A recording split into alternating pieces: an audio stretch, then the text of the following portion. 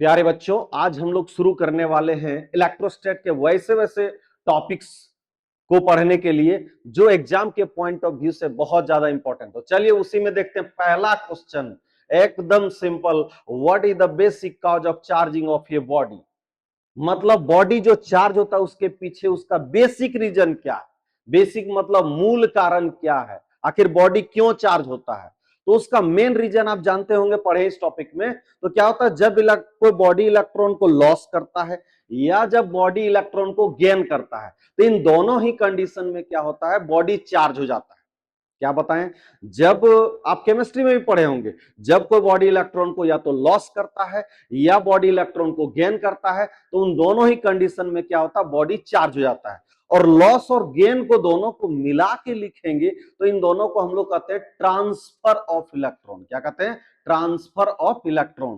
तो देखिए क्या लिखा हुआ है, what is the basic cause of charging of a body.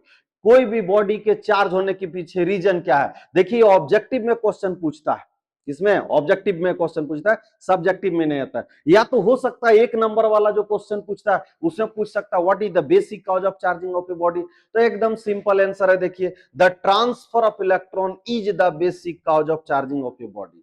क्या लिखा हुआ है आंसर, एक लाइन में लिखा हुआ है, the transfer of electron is the basic cause of charging of a body. मतलब ट्रांसफर का मतलब लॉस ऑफ इलेक्ट्रॉन हो सकता है या गेन ऑफ इलेक्ट्रॉन हो सकता है। तो इन्हीं वजहों से क्या हो सकता है कि कोई भी बॉडी जो होता है वो चार्ज हो जाता है। तो ये आपका एक छोटा सा क्वेश्चन था